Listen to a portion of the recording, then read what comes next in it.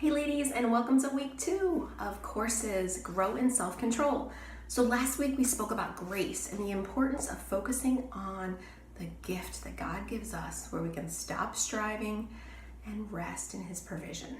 And there's a big tie-in here as we talk about self-control. You see, I often get emails from women just asking me, like, how can I have more discipline and self-control? How can I stop being a slave to the food? And we're just white knuckling it, and we're trying to fix the food and go on another diet, and it's all about us. But self-control is a fruit of the Spirit. Love, joy, peace, patience, kindness, goodness, self-control.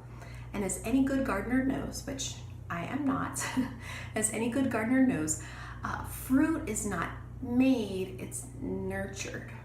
So the farmer doesn't cause the fruit to grow. They plant the seed, they water it, they protect it, they give it the right nutrients.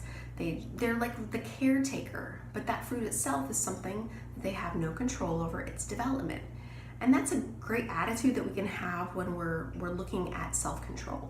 Because no matter how hard we try, it's like we can't just make ourselves stop. We have to look at the things that build up the fruit. So the word, prayer, praise, fellowship, all of these wonderful things that God instructs us to do. And so it takes the pressure off because there's less of a burden on our performance and more of a seeking God and waiting for Him to show up, which is what it's all about. I think He allows these struggles because He wants to deepen our relationship with Him, not make us more independent. So something I'd like to do though is just this week, as you're just going through your study, spend some time thinking about what it practically looks like for you to water, plant, trim, all of these things that you would do if you were growing a plant or a garden or building a flower bed or something along those lines. So really think about that. But I do want to give you some practical examples that you could pull in as you sow seeds of self-control in your daily life. One example would be, like, say it's, mid-afternoon slump, it's 3 o'clock, you're getting tired, you really could use some sugar. You open the fridge, you're not hungry, dinner's around the corner, you don't need to eat, but you see the food. XYZ is sitting there staring you down, and you're like, well, I'll just have one bite, that's all it will be, and then then I'll move on. But we know that's not the truth, right? We've done that to ourselves 1,000 times. We know that one bite leads to 2, leads to 3, leads to 4, leads to sitting down to dinner, not hungry, which is super annoying, right? So in that instance, you remember the verse that came to this morning, and you pray, just, Jesus, I really want to eat this particular food, but I'm going to sow it as a seed to self-control, and I'm going to close the door.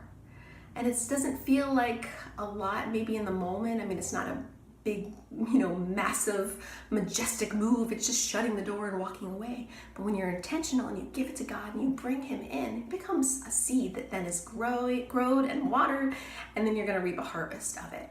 The same thing could go with getting up a little bit early to do quiet time, maybe parking a little bit further away from the store when you walk in, like, Lord, I really want to park up there, or, get a nice convenient parking spot. But you know what? I really would like some more activity, and you've told me to honor you in my body, so I'm going to sow this as a seed, as discipline, and I'm going to do it. And it's really cool because it takes on a new meaning and a new excitement as we're really partnering up with God. And also, think of self-control as a muscle per se. So we're doing all these things to make it grow. And just like in the gym, you can't make your muscle grow, but you can eat the nutritious food and give it the tension through workouts, etc. So as we grow that muscle of self-control, it doesn't always have to be with food. You may see other areas of your life, such as like tending the house, gag, right? Disciplining kids, just in your relationships, in service, other ways you say, God, this is intentional. I don't want to do this, but I'm doing it for you. Just pushing through the discomfort, expecting to reap a harvest because we're in this together. So I'd love for you to just comment below how you see that working out in your daily life. Can you picture yourself doing this? What might it look like for you to walk in that fruit of the Spirit, self-control, that we're going to study this week? All right, ladies, I look forward to seeing you in the group. Bye-bye.